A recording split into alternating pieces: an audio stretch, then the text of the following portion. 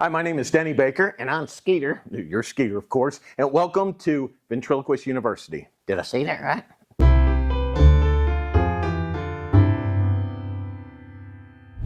How we met? Well, we're not a couple, first of all. Okay, no, but how this whole thing came together, I guess, is what he's getting at. You mean you do ventriloquism? Yeah, whatever, dude. Well, it started at the age of 10. For you? For me. Yeah, I ain't that old. No, you're not that old. At the age of 10, I took a tour of Benthaven Museum. I've been there, yeah, and I'm going to go there. Or you're going to go there tomorrow? No, when you die. Okay, that's disturbing. Thank you. But at 10 years old, I took a tour of Benthaven Museum. You did, I did. And for some reason, that sparked an interest in this art form. What we do. Ventriloquism. Yeah, what you said, right. And it sparked an interest. I took a correspondence course, like many ventriloquists do, and have done. And I learned the art form and practiced and practiced and practiced and practiced. How long have you been doing this? Well, long before you were around. Yeah, no kidding. I'm young, man. I look good still. You still look good. Yeah, chicks dig me. Okay. But I've been doing it a long time, almost 40 years. And you've been around for about 15 years in my show. Yeah, see, I ain't that old. You're not that old. Yeah, but it all started for me because of Benthaven Museum. And that's why I'm here. And that's exactly why you're here. Yeah. This character kind of morphed from another character. I had a caveman at the time. Well, what was his name going around? His name was Neanderthal Nick, yeah. And for some reason, and I don't recall the show, but we needed a different character. The Neanderthal wasn't working. It was the client's request. So we kind of morphed him into a country character for that show, and it just worked. And kind of stuck with that and had a Marianne Taylor puppet made, and that would be me. I'm looking much better now. You're looking much better now.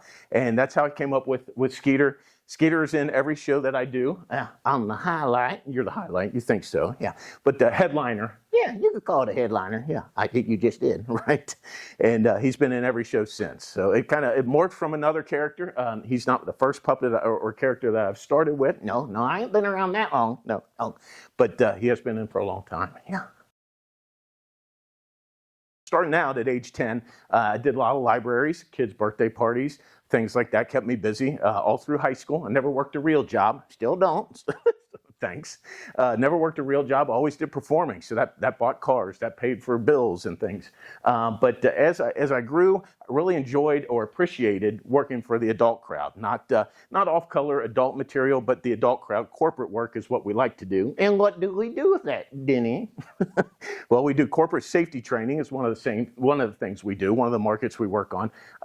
I bring Skeeter along. We'll have slides, teach companies about, just kind of refresh them on their safety concept or CEUs actually is what they need. Every year, most companies, no matter what the industry is, they need to go over their safety thing, check the boxes. So Skeeter helps me with the PowerPoints. We get the people involved in the show. /training session. Yeah, and it works out good. It works out good. And the other side of that is corporate banquets, conventions, conferences, and things like that. Yeah, events.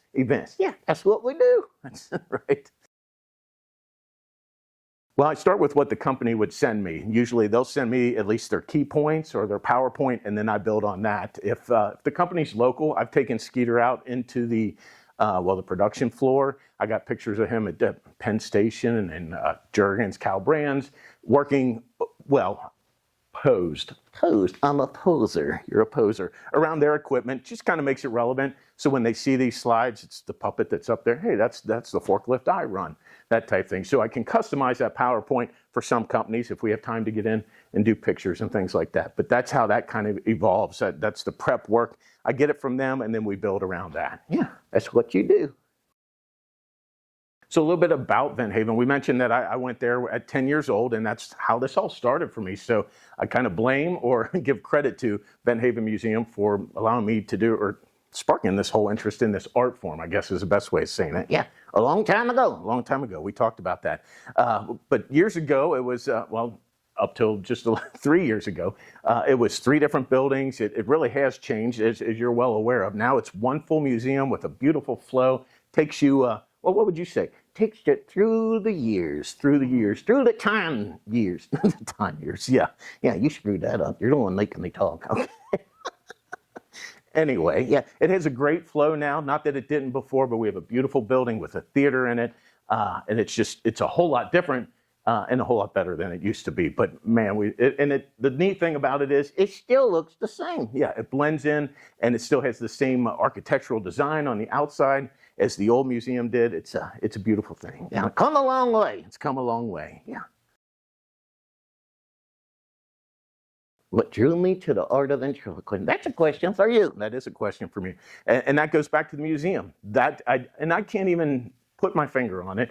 What was so special about the museum at the time? Again, 10 years old, wasn't playing any sports, wasn't involved in music. No, you're a loser. No, I wasn't a loser. I just wasn't involved in anything. Yeah, go with that one. Okay. So I didn't have any real hobbies at the time, and maybe a little nudging from my parents. But it's 6 months after my tour. It was a summer tour at Bent Haven, yeah, years ago, right? You keep rubbing that in. But 6 months later, I'm asking for a character. It was a Charlie McCarthy dummy. He looks a little different than me. Yeah, a little different. It was a hard figure, but that's what started it all. And like I said, I can't put my finger on it, but there was something that clicked there, some kind of spark that came from Bent Haven Museum. And now, I'd mentioned how it's so different now.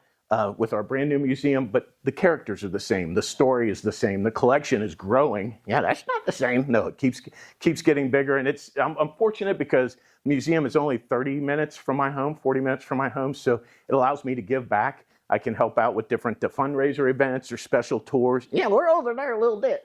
We come over a little bit. Yeah, to help out. So that's at least a way I can try to give back a little bit to the art form, and I just enjoy doing it. Yeah, sharing the history that the museum has. Yeah.